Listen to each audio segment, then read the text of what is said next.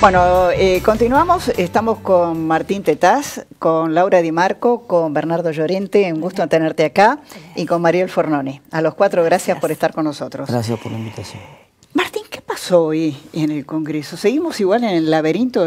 Bueno, sí, el laberinto de las tarifas. Un poco lo previsible, ¿no? Sí. Hubo un intento de buena parte de la oposición un intento un poco desordenado en realidad, porque tampoco quedó muy claro, no había una posición unificada respecto de qué era lo que se quería. Algunos querían directamente retrotraer la situación a febrero, cuando empezó a correr el primer tarifazo de electricidad, otros querían borrar todo directamente, entonces no quedaba muy claro, una posición unificada no existía, pero en última instancia hubo una posición que buscaba tirar abajo el tarifazo, que no contó con los 2/3 de los votos que necesitaba por razones de procedimiento, de reglamento interno de la Cámara, y que por lo tanto digamos, le cede o queda en la justicia la decisión final de ver si esto, por lo menos hasta que la cuestión de fondos se zanje, si sigue el tarifazo que se aplicó, sigue vigente, por lo menos por los próximos meses, que es la preocupación de muchas empresas que están diciendo, bueno, miren, si nosotros tenemos que retrotraer las tarifas al mes de febrero, y tenemos que devolver, sobre todo en electricidad, y tenemos que devolver el dinero que cobramos de febrero hasta acá, bueno, durante el próximo año no vamos a tener ingresos. Y si no tenemos ingresos en el próximo año, ¿quién paga los sueldos? Entonces aparecen ahí un problema. Se disuelven, ¿no? Ya. Sí, no, un problema de corto plazo financiero. Si la empresa tiene cierta certeza de que en un año se resuelve la cuestión de fondo y que por lo tanto eventualmente algún día va a cobrar unas tarifas que son razonables, bueno, los inversores tendrán que poner el dinero, lo conseguirán en el sistema financiero con Martín, bancos. ¿no te parece que el problema es que la economía no se reactiva? Entonces mucha gente dice, pero estoy pagando, yo tengo que pagar la herencia kirchnerista, solo yo. No, pero lo que pasa es que son dos cosas distintas, Seferino. Primero, el tema de la electricidad, los montos de la factura que está pagando la gente en general de electricidad son montos hiper razonables. No pasó lo que sí ocurrió después con el gas, que hubo un porcentaje de la gente que recibió facturas que eran un poco significativas. En la luz realmente no existía este problema. Hay una cuestión técnica, es que correcto el planteo, que no se hicieron las audiencias, de digamos, ciertas desprolijidades que la verdad que no le costaba nada al gobierno hacerla bien, le hicieron mal, y bueno, y por eso ahora estamos penando este camino, pero no es que las personas, obviamente, ahora, si vos me preguntas a mí... Que esto esté en la Corte es un papelón político. Pero siempre se judicializan todos los aumentos desde el 2000... ¿no? Sí. Este tema, era justamente la bomba que el kirchnerismo le había dejado a su sucesor, que estaba preparada para Scioli, además, ¿no? ¿Así? No, yo creo que una cosa son los problemas reales que tenés y otra cosa es cómo los manejas. Creo que del manejo, del tarifazo, de hacer los aumentos de golpe, de no contemplar determinadas situaciones, es una responsabilidad estrictamente política de Cambiemos. Creo que Cambiemos, tal como decía, debía estar preparado para gobernar. Incluso con la herencia, uno cada vez que va a gobernar siempre tiene una herencia. Más pesada, menos pesada, que no te gusta, o incluso políticas que querés modificar. Creo que ahí sí hay que hacer una distinción importante y no se puede echar toda la responsabilidad al pasado, sobre todo en función del futuro, ¿no? Mariel, ¿esto ha impactado de alguna manera en las encuestas, en las imágenes, o ustedes todavía esto no lo han medido? Sí, ha impactado y ha impactado en la gestión fundamentalmente, y ha impactado, nosotros medimos semanalmente, ¿no? Tenemos un índice de optimismo político y económico que publicamos todos los lunes, y de alguna manera esto lo que muestra es que ha tenido un impacto sobre todo estas últimas semanas en lo político, ¿no? La economía venía como más quieta. En la economía el tema de la inflación era el punto central, pero el tema de lo político, la verdad que Macri tenía una valoración muy alta, sobre todo en función de un atributo como la capacidad del gobierno de resolver los problemas. Este tema, que es un tema estricto de gestión, que tal vez uno se cuestionaba cómo le iba a ir a Macri en la política, o cómo, pero no en la gestión, que era su punto fuerte y por lo cual la gente lo votó. Entonces, creo que de alguna manera este tema concentró como tres errores, ¿no? Uno político, uno de comunicación y uno de gestión. Y el de gestión fue el más fuerte, porque además es una mala noticia que se repite todos los días. De todas maneras, también hay que decir que, por lo menos de acuerdo a nuestros números, el gobierno tuvo una caída, pero una caída razonable en función de las medidas que se han tomado, ¿no? Nosotros lo tenemos perdiendo 7 puntos desde su mejor medición, que fue en el mes de marzo, coincidente con la visita de Obama, 5 puntos desde el inicio de su gestión. Y si lo miramos retrospectivamente, vemos que en el caso, por ejemplo, de los dos gobiernos de Cristina Fernández, que comenzó con mucho más nivel de popularidad que Macri comienza con 50, Cristina Fernández había comenzado con 65, tanto en el 2007, que enseguida tenemos el 2008 con la crisis del campo, donde pierde prácticamente 20 puntos, y en el 2011 también con el cepo al dólar, bueno, con la tragedia de Once y demás, que también vuelve a perder 20 puntos. Pero también comparto el tema de, bueno, que se empieza a diluir la responsabilidad del gobierno anterior. O sea, es decir, no aguanta ya el argumento de la herencia acá tanto. Mira, nosotros, Aguanta. por ejemplo, la inflación, cuando medíamos en febrero, el 60% decía esto es responsabilidad del gobierno anterior. Hoy es 35%. Es decir, fue diluyéndose y es lógico. Cuando pase un año de gobierno... ¿Le puedo preguntar una cosa a Mariel que todavía me sigue impactando? Yo no entiendo cómo Macri no bajó muchos más puntos, ¿no? Sobre todo con el tema de las tarifas, que no comparto con lo que dice Martín, que hay gente que realmente le ha costado mucho pagarlas, la forma en que se hizo, esto de que se mantiene la esperanza. Sí, y bueno, a eso iba. Yo creo que me sorprende eso. A ver. Buena pregunta hizo Laura Di Marco. Se ve que es buena periodista. Pregunto, algo está bien. No, y además, de verdad sí, es cierto. Vi esto, ¿no? La curva se mantiene de alguna manera por las expectativas. Cuando nosotros medimos el índice de optimismo, una cosa es la coyuntura, la situación actual, y otra las expectativas. Las expectativas miden 12 puntos más que la situación actual. Es decir, que la gente tiene expectativa de que esto en el futuro va a ir mejorando, sobre todo en lo económico. Y en lo político las expectativas se mantienen. Y en un gobierno no peronista, la verdad que no es un tema menor, porque la idea es que siempre el liderazgo político se empieza, ¿no?, a socavar, y en este caso la verdad que la gente no lo mantiene. Creo que hoy... A ver, después de mucho tiempo y de un cambio en un segmento de la población muy esperado, la gente tiene expectativas y hoy todavía, ¿a dónde va a poner las expectativas si no las tiene ahí? Sí, tiene que seguir teniendo paciencia. No hay nada en la oposición. No es momento hoy, es decir, claro, no hay nadie que esté capitalizando. Bueno, el peronismo no tiene un líder claro, ¿no? Entonces, como no hay nadie que capitalice, y además falta mucho tiempo, porque las expectativas pueden cambiar tal vez a mediados del año que viene, donde vos tenés una elección próxima, pero hoy, a 6 meses, la verdad que las expectativas estás ahí. Lo que decía Laura y lo que decía Bernarda, dale, por favor. No, que mi sensación, esto vos decías. No te pelees acá, al contrario, estoy dejando el... Faltó Moreno, faltó Moreno. Está especializado en peleas. Lo llamamos a Guillermo Moreno y viene.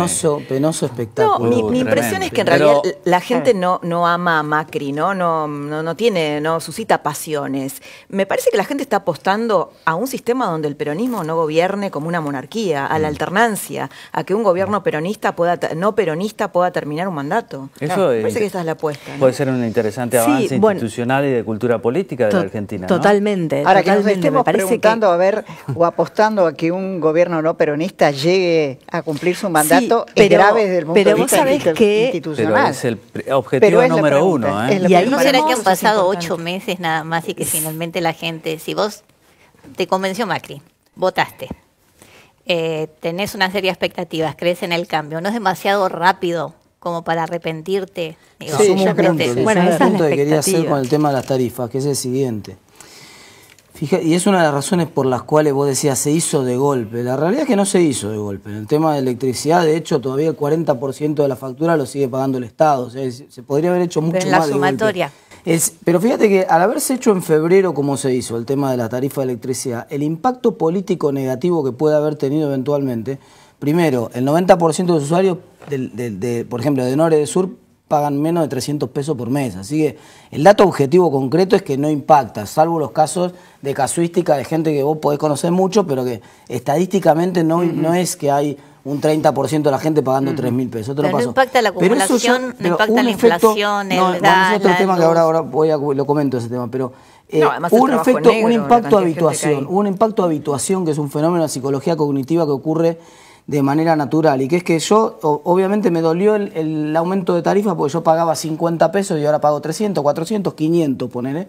Pago 500, el primer mes me duele, el segundo mes me duele, el tercer mes estoy pagando lo mismo que cualquier servicio más y ya me acostumbré. Y ya pasó el impacto político negativo y entonces esto que mencionaba Mariel ya no se nota, digamos, el aumento de tarifa quedó hundido. Esa era la intención del gobierno también y la razón por la cual el gobierno quiere se apuró quizás quizás se apuró demasiado y cometió los errores que cometió en la intención de que esto quedara atrás lo más rápido posible y de que si hubiera sido por el gobierno con el gas, y ahí fue el gran error, hacer el aumento del gas en el medio del invierno, lo cual juntó los problemas. El del gas creo que disparó el gas fue un gran problema.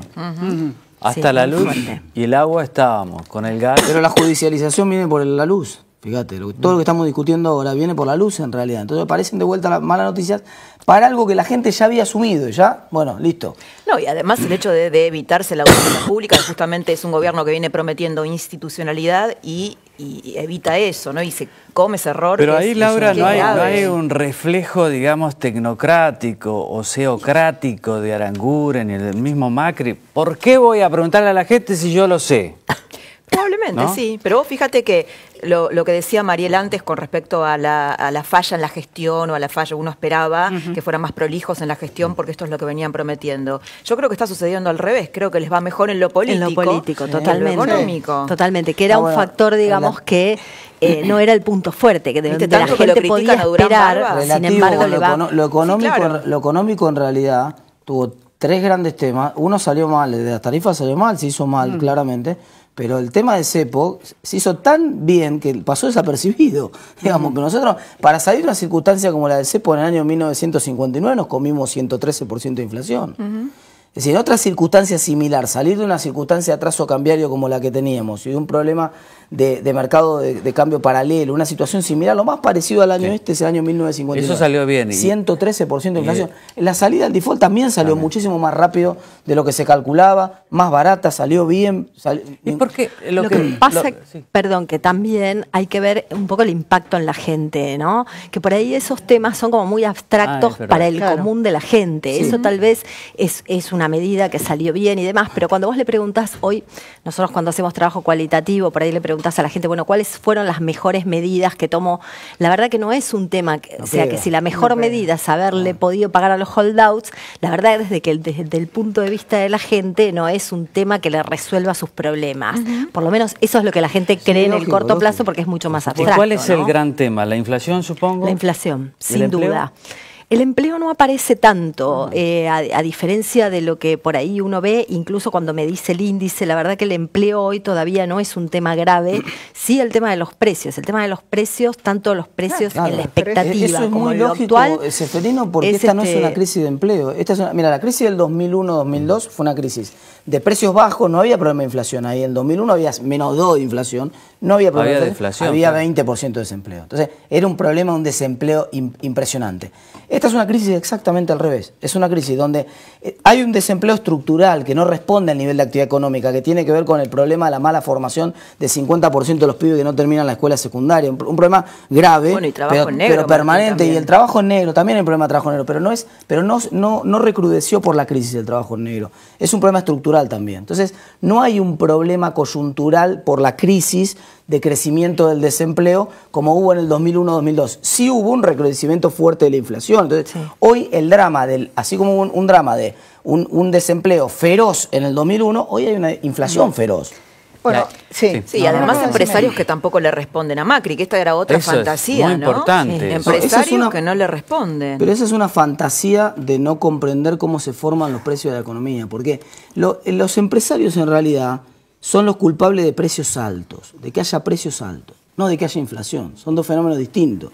Para la gente común a veces se hace difícil, parece una distinción pava. La gente dice, pero ¿cómo? ¿No es lo mismo precios altos que inflación? Pero Macri, me llama la atención, los ha castigado bastante. Sí, pero eso es populismo, eso es un argumento populista para la tribuna. Macri populista. Es decir, no tengas dudas que Macri tiene actitudes populistas, no tengas dudas. ¿Y Bernarda qué dice? ¿Es populista Macri o no? No, creo que está lejos del populismo, pero yo quiero volver al tema del empleo y ahora te contesto. Creo que el problema del empleo tiene que ver sobre qué base te pares, dónde te pares y qué mundo estés mirando. Y creo que eso es uno de los problemas que sí tiene el macrismo, que creo que tiene una visión única, una visión realmente de clase y de una problemática muy reducida que es la propia. O decir, de los ricos, gobierna para los ricos. No digo solo un cliché, digo lo siguiente: si somos incapaces de interpretar políticamente San Cayetano, si somos capaces de decir que el empleo no es un problema cuando hay 100.000 personas, si somos capaces de seguir sosteniendo que no hay problemas en Argentina cuando hasta el Papa se pregunta si no somos capaces de ver que las medidas económicas arrojan un desempleo entre 150.000 o 200.000 puestos de trabajo y que esto cuando vas a la economía informal, por un puesto formal, se pierden 3. Pues se pierden las changas porque se emplean los empleos más vulnerables. Me parece que estamos haciendo una lectura errónea del país en el cual vivimos.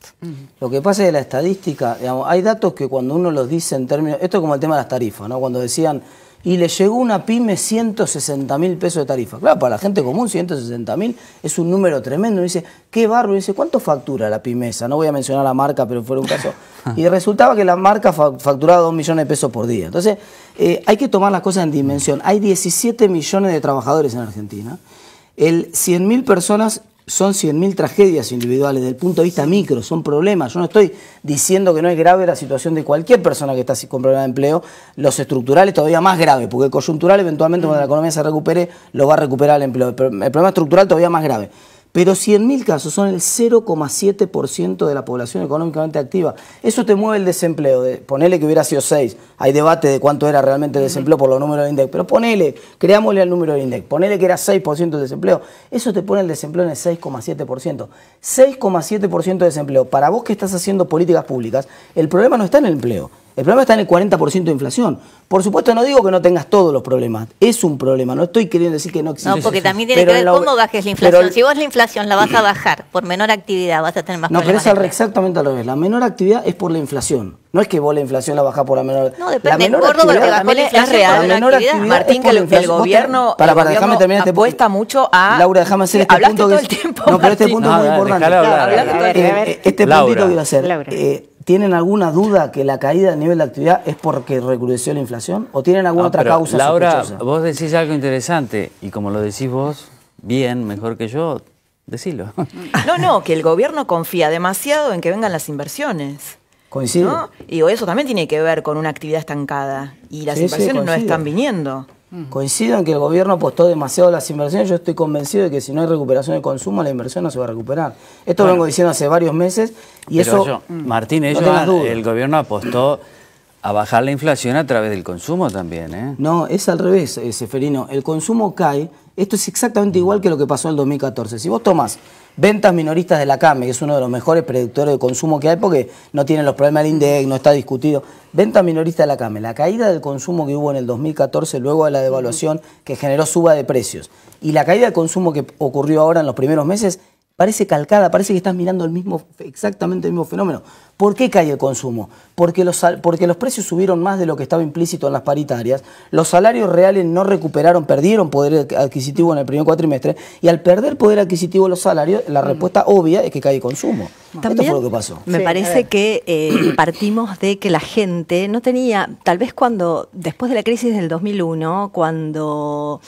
pasa esto, la gente sabía que estábamos en un país devastado. Y la verdad que este año el gobierno toma el país en una situación que tal vez desde la macroeconomía estaba tan devastado como en ese momento, pero la percepción de la gente, tal vez por una economía ficticia que generaba consumo, no pensaba que las cosas estaban tan mal. Entonces Macri se encuentra con que primero las expectativas eran muy altas, tenía la vara muy alta y además no había conciencia de que las cosas estaban tan mal desde la economía, porque no lo vive, porque digamos, ¿cómo mide, cómo le va a la gente, cómo es la economía desde la percepción de la gente? Y si tiene acceso a determinadas cuestiones, si le alcanza para esto, si le alcanza. Y la verdad que la expectativa, entonces ahora la gente siente que tiene que hacer un esfuerzo para en el mejor de los casos estar en el mismo lugar que estaba antes. De todas maneras, y por eso algo genera... el kirchnerismo pierde las elecciones, ¿no? La gente vota en contra por algo. Sí. Es cierto que era una crisis asintomática. Sí. Pero la gente había vota una en contra percepción para estar mejor, no profunda. para estar peor. Nadie le dijo a la gente que iba a estar con esta inflación, nadie le dijo a la gente que iba a pagar determinados Bernarda, costos. en el 2011, cuando asume Cristina y empieza a hablar de sintonía fina, hablaba de esto. No se animó a hacerlo, porque Cristina no sabía perfectamente no lo pudo que hacer. La gente pensaba que cayó Macri, 20 para mí, puntos, y cayó no lo 20 pudo puntos, hacer. no pudo sintonía hacerlo, ¿no? Entonces, bueno, le dejó el muerto para el que viniera. La verdad es que Lo que digo es, el año pasado parecía que las cosas iban a estar muy mal, en algún momento se hablaba de que el gobierno podía no terminar, y como las expectativas eran muy bajas, la gente después decía, bueno, al final yo sigo accediendo, tengo consumo, era una cosa ficticia, pero desde la percepción del que no entiende de economía, las cosas parecía, y aparte cuando decimos, bueno, hay mucha gente que por eso cambió, también convengamos que la elección se definió en un balotaje con una diferencia de 2 puntos. Sí, o sea, habló María Eugenia Vidal en la provincia de Buenos Aires. Eso está claro. No sé, realmente yo creo que es un cambio que todavía los periodistas o los analistas políticos no llegamos a entender. Bueno, ¿sabés qué pasa? Que los cambios siempre se daban con las crisis. Claro, sí. Y esto es una novedad, porque no fue una crisis, había muchos problemas. Y es afortunado que no haya sido una crisis. Totalmente. Porque las crisis son tremendas. Por ahí la solución es más rápida, pero queda un montón de gente afuera que nosotros vemos. El kirchnerismo nos dejó un país con 29% de pobres, ahora hay más pobres. Pero ya había un 30%. Yo creo que la situación era una situación de crisis. Lo que pasa es que en Argentina son hecatombes las crisis. Entonces, nada que ver con el 2001 era la situación. Estaba lejos de la hecatombe, era una crisis. Esta es una novela que se va a escribir en varios capítulos, me parece. A los 4, muchísimas gracias. Bueno, y ya que hay tanta gente que nos hace renegar en la Argentina, 20 segundos de Reiki. No, de rating no. De Reiki. Reiki. No. De gente que nos hizo muy feliz y nos hizo emocionar en las Olimpiadas de Río. Así nos despedimos.